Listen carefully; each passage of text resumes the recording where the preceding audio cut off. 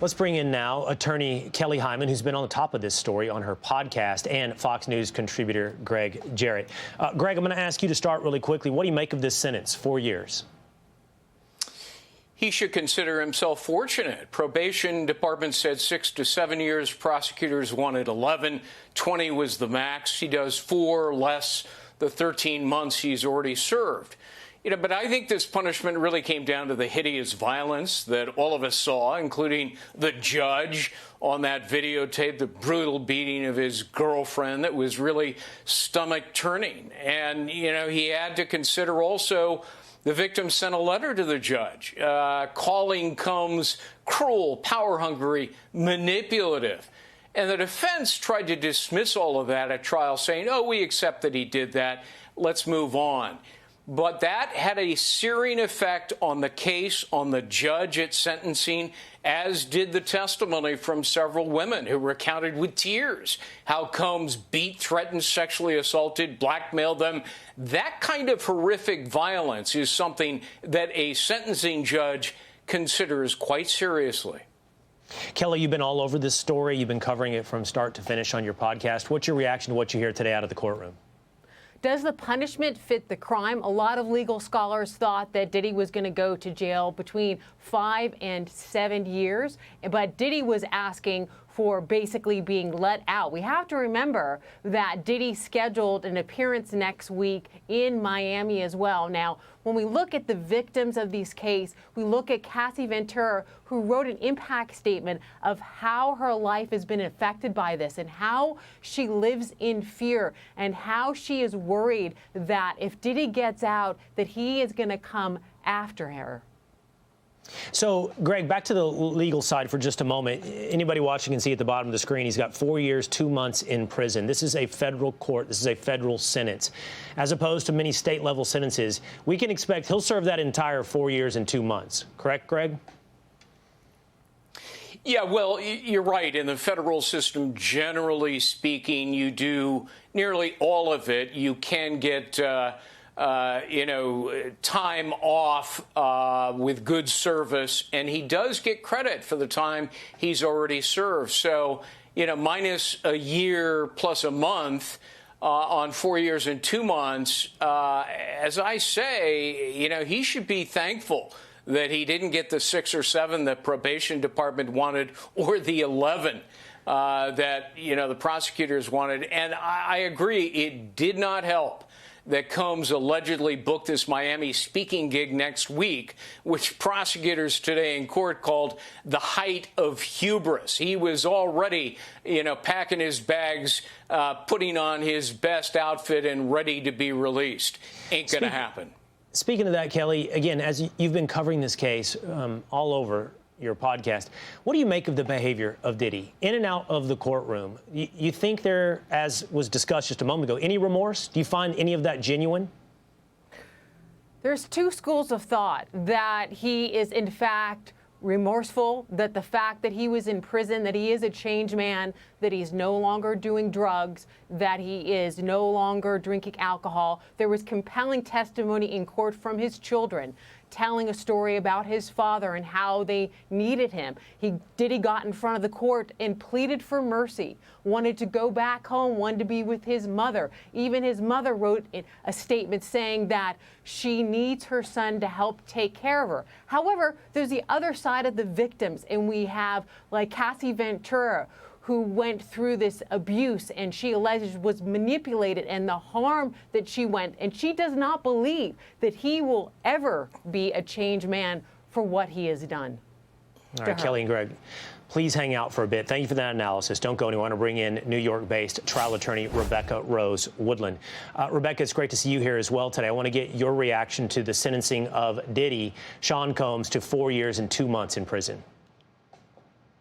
Look, well, I agree with Greg Jarrett. He is lucky. He is a lucky man. He's getting 4 years. He'll get the benefit of having served a year already in federal prison. He is lucky compared to what he did and what even the jury found that he did. Now, the judge said in his thoughts, in his ideas of processing this to decide what the sentence would be. This is what the judge said. He said, those were not romantic encounters, as the defense tried to put them. He said these were aggressive, manipulative actions of an aggressive, manipulative man. So for Sean Combs to only be serving a little over 4 years, where he was looking at least 6 to 7, the prosecution wanted 11, he's a lucky man. He should go back and thank his defense attorneys that he didn't get the maximum. Well, you and Greg Jarrett have brought up that fact now. You both described him as lucky, that 4 years is light. So that leads to the question, why? Why is he so lucky? Why did he only get 4 years? I'll start with you, Rebecca. I guess the judge determined that because he wasn't found guilty on the higher counts of the racketeering and he had racketeering and sex trafficking charges. He was only found guilty on transportation for the purposes of prostitution. The judge took into account that he has a family, he has an elderly mother, and that I guess he balanced a bit of the remorse and believed some of the remorse that Diddy claimed he feels or has. That's what I have to assume happened here. Okay, Greg? Well, the defense argued that Combs is a changed man who takes responsibility and accountability.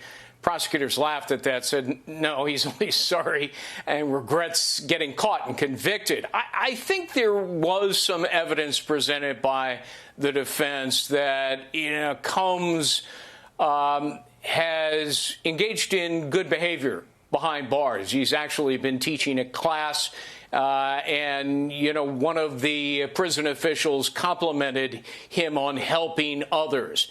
That's something that I think the judge probably took into consideration, that he has a constructive ability ahead of him.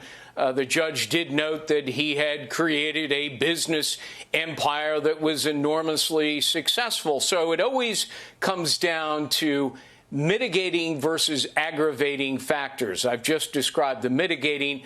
Aggravating, of course, was the hideous violence on the videotape and the testimony of several women who said he did the same thing to me. So, I think this is a judge who probably thought he was doing the right thing, giving credit to Combs. But remember, even when he's released, he's going to be on probation for a very long time and under the tether of the government. All right, Kelly, I have two questions for you. First of all, what do you think will be the reaction from the victims that you've mentioned several times here in this conversation? We're getting a report, by the way, that the vibe outside the courtroom is as follows, and I quote from our reporters outside the courtroom. Everyone is surprisingly calm right now. Some say they're happy with the decision. What do you think will be the reaction from Cassie and some of the other victims? As someone who represents victims such as human trafficking, sex trafficking cases, the question that they'll be asking, is this justice for them? And do they feel safe? Do they worry about retribution? Do they worry that once Diddy gets out of jail, that he is going to punish them, that Diddy is going to find them and harm them? That is what they're going through right now. Now, we have to remember these victims, when they go through an experience, they are traumatized. And then when they testify again, they're traumatized again. And then hearing this, is this in fact justice for the victims that have been harmed in this matter? For the victims, they would probably say no. All right, Kelly, I'm going to return to my second question I have for you in just one moment, but I want to run this by Greg and Rebecca. I just got this note from a criminal defense attorney friend in New York City who said that Combs may be also eligible for the residential drug program in the Bureau of Prisons, in which case that could knock 18 months off of his prison term. So when I listen to Kelly talk about victims fearing for retribution, and Greg, you giving us the calculus, he'll get credit for the year he's already been in jail, taking him down to 3 years. Is this correct? He could also see another 18 months potentially knocked off through the residential drug program, then putting him back on the streets essentially in a year and a half? Yeah, I don't know that it actually knocks off time, but he may be eligible for the program given his past history of admitted drug use. So, it's better than being in strict federal lockup. The security surrounding it is more lenient. I'm not sure you actually get time knocked off because you are in the program and successfully completed. Rebecca, did you have a reaction to that? What do you think is the earliest he could see freedom? He could be back on the street. Yeah, I agree with Greg. Being put in that program doesn't necessarily mean that he serves less time. He has to serve time in that program concurrently then with his prison sentence. So what we're looking at, I think, is the 4 years and 2 months. And I agree that the victims will feel this isn't enough, but I do think the victims will say, well, at least he will serve a substantial amount of time. It's not the 14 months or Mark Agnifilo asked, could he please be released in 2 months? Because can we adjust for time served, which would be 2 months? And for the victims to see that, to see a defense attorney asking for him to just serve basically 2 more months was very, very offensive. And I'm happy that the judge really looked at this case from both sides and said, we have to be fair to the victims as well. All right, one last question for you, Kelly. I promised I had a second. I want to return to that now. There are all kinds of accountability and all kinds of punishment. Prison is just one. It is the most severe, and it's our best form of accountability. There is also damage to reputation, damage to business. Diddy, I don't know if he was a billionaire, but was probably somewhere close in the range of being a billionaire. This entire thing, what does it done to Diddy's business capabilities? Well, the court of public opinion, that has definitely shaped how people perceive him. When we go back to the 2016 video of Diddy coming out in a towel and hitting Miss Ventura and how that affected him and how it affected the public view of him. So, yes, is he going to be a comeback kid? Is he going to come out of this okay? We're going to have to wait and see what the public ultimately decides. Well, I would think there might also be some civil suits to follow this criminal conviction. Hey, Sean Hannity here. Hey, click here to subscribe to Fox News YouTube page and catch our hottest interviews and most compelling analysis. You will not get it anywhere else.